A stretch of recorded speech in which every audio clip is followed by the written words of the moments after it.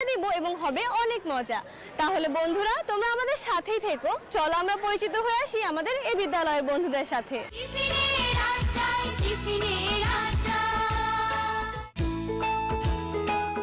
ঢাকা মহানগরীর অন্যতম জনবহুল এলাকা আশকোনা দক্ষিণ খান। 2013 সালে অত্র এলাকার মানুষের দীর্ঘদিনের প্রতীক্ষার অবসান ঘটিয়ে ঢাকা বিমানবন্দর সরকারি উচ্চ বিদ্যালয় প্রতিষ্ঠিত হয়।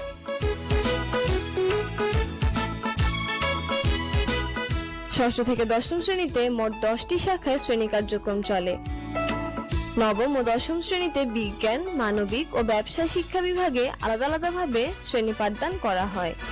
শুরু থেকে এ পর্যন্ত বিদ্যালয়ের রেজাল্ট অত্যন্ত সন্তোষজনক। বিদ্যালয়ের শিক্ষার্থীদের শতভাগ জিপিএ এবং শতভাগ পাস বিদ্যালয়ের সকল কর্মকাণ্ডের সফলতার পরিচয় বহন করে চলছে।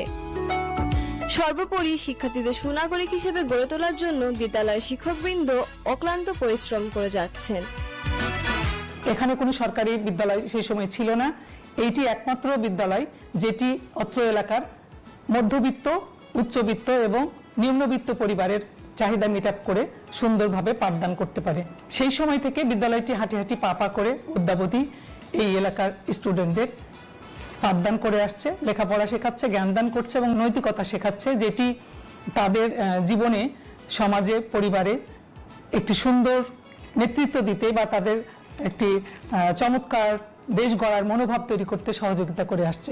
আমার জানা মতে এখানকার শিক্ষার্থীরা দেশের বিভিন্ন অঙ্গনে ছড়িয়ে আছে, এমনকি দেশের বাইরেও ছড়িয়ে আছে, যারা খুব সুন্দর তাদের ক্যারিয়ার তৈরি করেছে।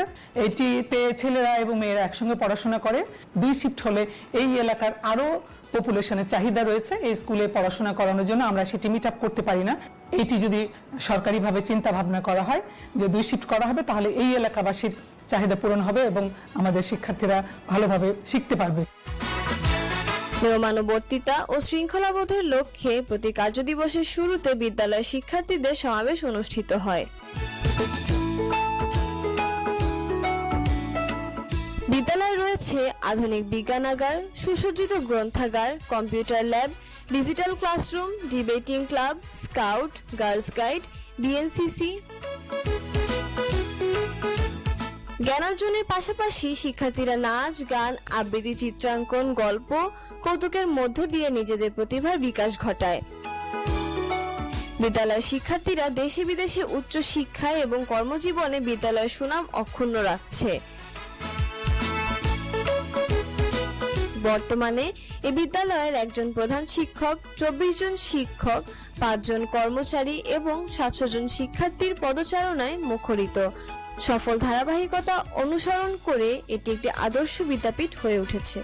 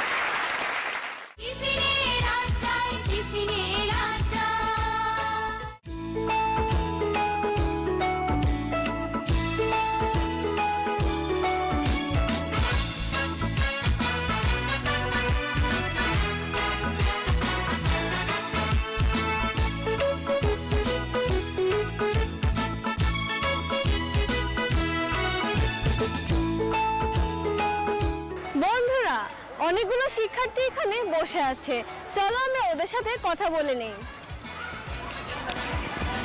বন্ধু তুমি কি করছো? ড্রয়িং করছি। বন্ধুরা ওদেরকে এখন আর ডিস্টার্ব না করি, চলো দেখে আসি অন্যদিকে বন্ধুরা কি করছে।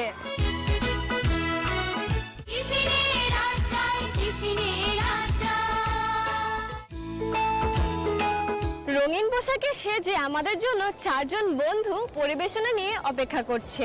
চলো তাদের মুখ থেকে শুনে নিই তারা আমাদের জন্য কি পরিবেশনা নিয়ে এসেছে। প্রধান ভানি, তাহলে চলো বন্ধুরা আর দেরি না করে ওদের পরিবেশনাটি আমরা দেখে আসি।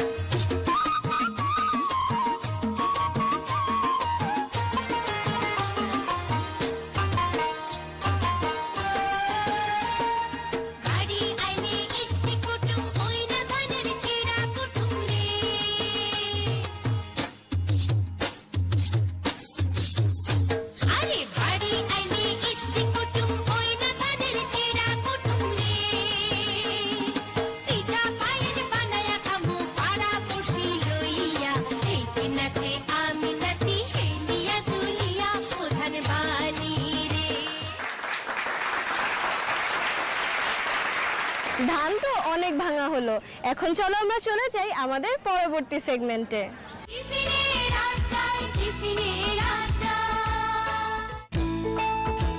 বন্ধুরা আজকে টিফিনের আড্ডায় আমরা চলে এসেছি আমাদের গেম সেগমেন্টে। এই সেগমেন্টে আমাদের অনেকগুলো বন্ধু আমাদের জন্য মুখে চামচ এবং মার্বেল নিয়ে অপেক্ষা করছে। আমি সামনে গেলে স্যার বাঁশি দেবেন এবং শুরু হবে দৌড়।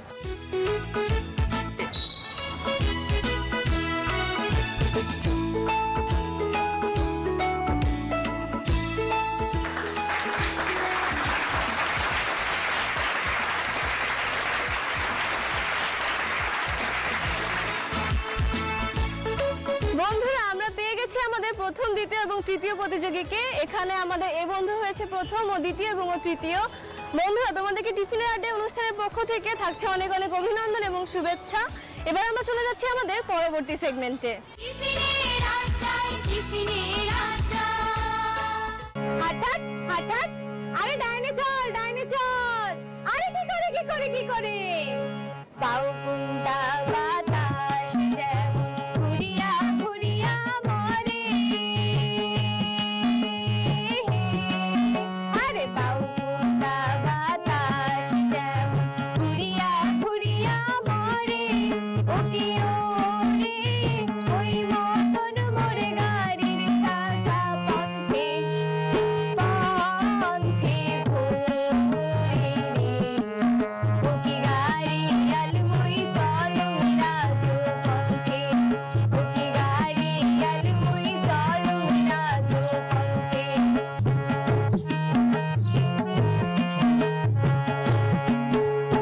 বিয়ানে উঠিয়া গরু গাড়িতে দিয়া জুড়ি, ও কি ওরে সোনা বানার সোনা বাদে কান্দে দেশে ঘুরে রে, ও কি গাড়ি আলমুই চলো রাজো পথে।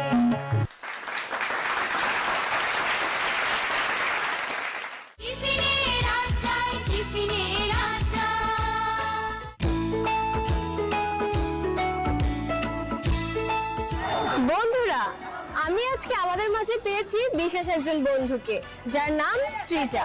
সৃজা আজকে আমাদেরকে সুন্দর একটি কবিতা আবৃত্তি করে শোনাবে। তাহলে চলো বন্ধুরা ওর কাছ থেকে কবিতাটি আমরা শুনে আসি। শুনতে পেলুম পোস্টটা দিয়ে তোমার নাকি মেঘ দিয়ে বন্দরে উঠে বাঁচবে বলে, জানতে চাও সে কেমন ছেলে, মন্দ নয় সে পাত্র ভালো, রং যদি বিদায় কালো, তার উপরে মুখের গঠন অনেকটা পেঁচার মতন। বিদ্যা বুদ্ধি বলছে মশাই, ধনী ছেলে অধ্যাবসায়ী। মিষ্টি বান্না দেখেছে, হাই হলো থামলো শেষে। আরেকটি সে তৈরির ছেলে, চাল করে নন গেছেন দিলে। পুলিশ যদি তবলা বাজে, যাত্রা দলে 5 টাকা পায়। গঙ্গারামটা কেবল ভোগে, পিলে জল প্রান্ত জাগে। কিন্তু তার উচ্চগর বংশরাজের বংশধর।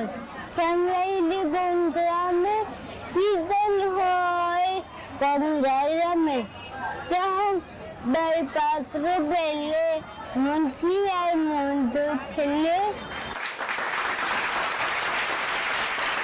খুবই সুন্দর একটি কবিতা আবৃত্তি শুনলাম আমরা, এবং আমরা মনে রাখবো সৃজার মতন এরকম স্পেশাল চাইল্ডদেরকে আমরা সহযোগিতা করার মাধ্যমে আমাদের 8-10টা শিশুর মতন ওদেরকেও আমাদের সমাজে বেড়ে ওঠার সুযোগ সুবিধা করে দেব।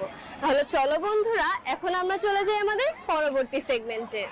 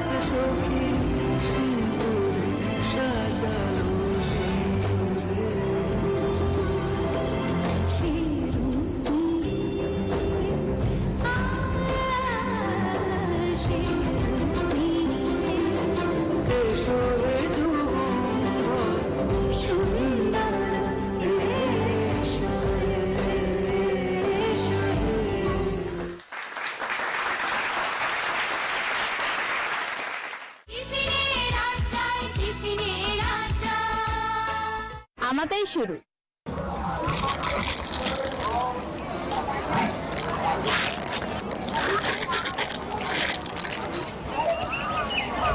এই যে কাকলি, প্যাকেটটা মাটিতে ফেললে যে, পাশেই তো ডাস্টবিন ছিল। তুই বড্ড বেশি করছিস একটা প্যাকেট নিয়ে, দেখছিস না এমনিতেই কি গরম। এত গরম কেন জানিস? কারণ আমরা প্রকৃতির যত্ন নেই না। এই যে তুই একটা প্যাকেট মাটিতে ফেললি, এটা মাটিতে মিশতে হাজার হাজার বছর লেগে যাবে। মাটি দূষিত হবে, পানি দূষিত হবে, পরিবেশের ভারসাম্য নষ্ট হবে। আমরা কি পরবর্তী প্রজন্মের জন্য মরুভূমি রেখে যাব? আসলে এভাবে কখনো ভেবে দেখিনি। সবাই ফেলে তো, তাই আমিও। সবাই ফেলে দেখে কি তোকেও ফেলতে হবে? প্রতিবাদটা আগে নিজের সাথে কর।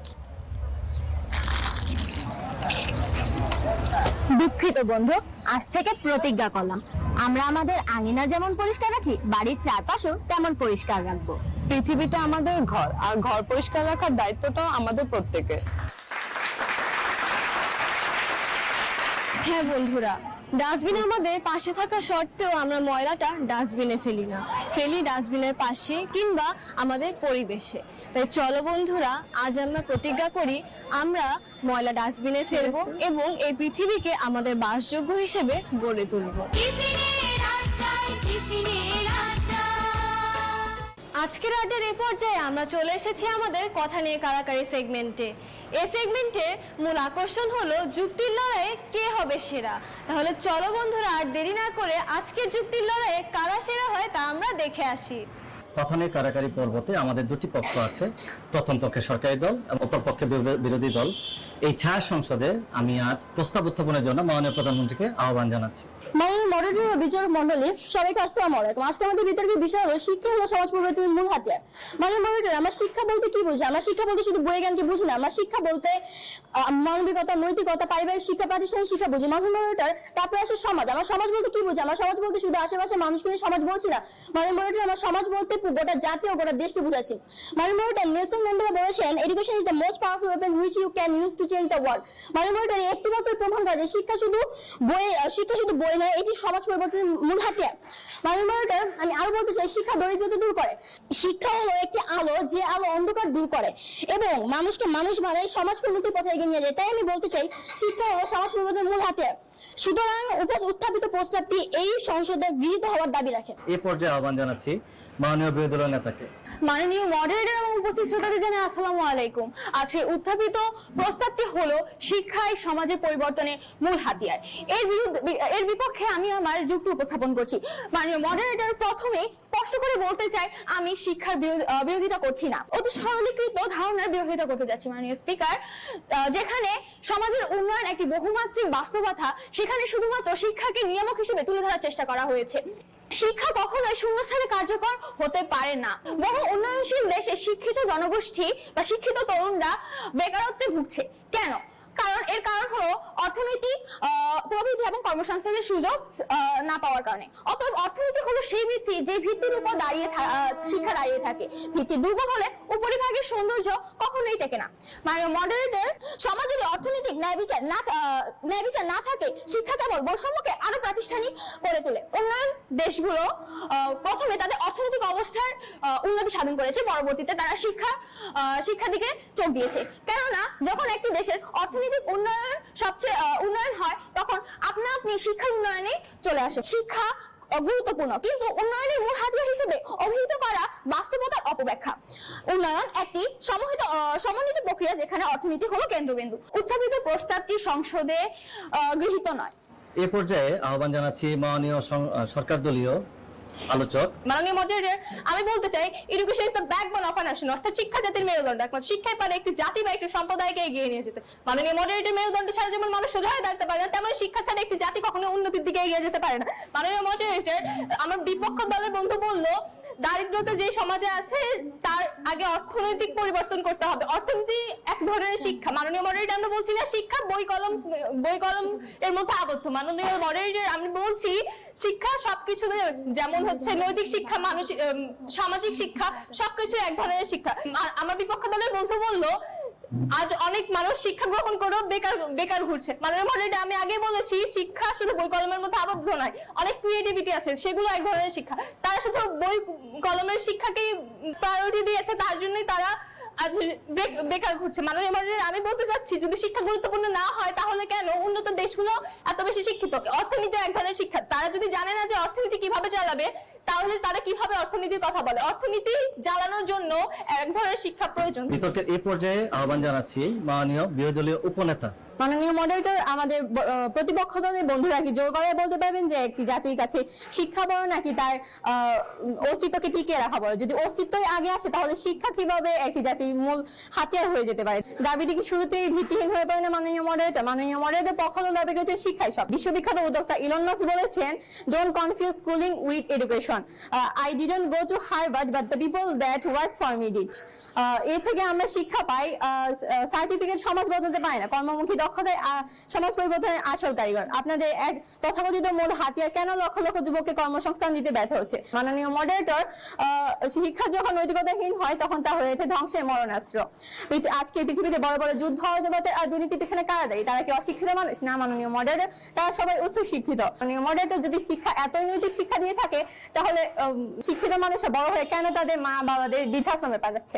মাননীয় মডারেটর, সুতরাং উত্থাপিত প্রস্তাবটি কোনোভাবেই গৃহীত হওয়ার দাবি রাখে না। ধন্যবাদ মাননীয় মডারেটর। ধন্যবাদ জানাচ্ছি উভয় দলকে আজকের এই ছায়া সংসদে কথা নিয়ে কারাকারি পর্বে চমৎকার যুক্তি উপস্থাপন করে আলোচনার জন্য।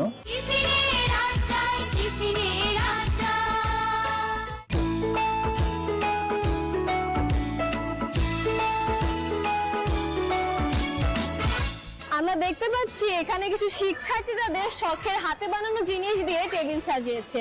আমরা এখানে দেখতে পাচ্ছি এখানে রয়েছে বিভিন্ন দেশের মুদ্রা, এছাড়াও রয়েছে কুশি কাটার সেলাই যা আমাদের এই বন্ধু বানিয়েছে। এছাড়াও আমি দেখতে পাচ্ছি কিছু হাতে তৈরি জিনিস রয়েছে যা আমাদের এই বন্ধু বানিয়েছে। আচ্ছা, এটা হলো গিয়ে হাতে তৈরি বক্স। এটা তো দেখে মনে হচ্ছে পিঠা। এটা তুমি কি বানিয়েছো? পুলি পিঠা বানিয়েছেন। আর এটা হচ্ছে একতারা, আর এটা কেটে ডুগডুগি না? হ্যাঁ, খুবই সুন্দর হয়েছে বন্ধু। Thank you. বন্ধুরা, আমরা দেখতেই পেলাম ওরা খুব সুন্দর করে কাগজ দিয়ে পুলি পিঠা, মিষ্টি, এছাড়াও মাটির তৈরি হাড়ি রং করে শখের হাড়ি সহ নানা রকম জিনিস বানিয়েছে যা আমাদের দেশের ঐতিহ্যবাহী।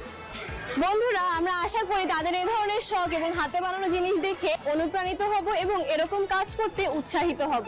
এখন আমরা চলে যাই আমাদের পরবর্তী বন্ধুদের কাছে।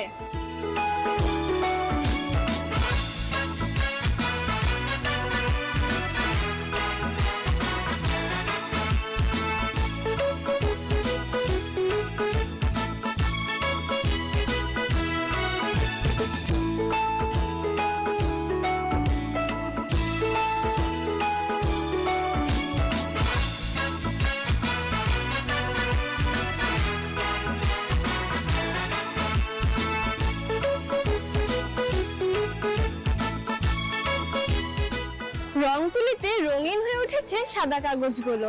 এবার সেরা ছবিটি বাছাই করার পালা। সে দায়িত্ব আমি শিক্ষকদের কাছে দিয়ে চলে যাচ্ছি আমাদের পরবর্তী সেগমেন্টে।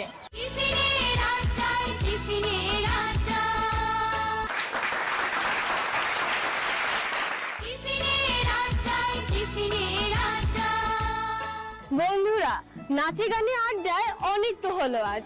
এখন সময় হয়েছে তোমাদের থেকে বিদায় নেওয়ার। তোমাদের সাথে আবারও দেখা হবে নতুন কোন স্কুলের বন্ধুদের সাথে। সেই পর্যন্ত সবাই ভালো থেকো, সুস্থ থেকো। আল্লাহ হাফেজ।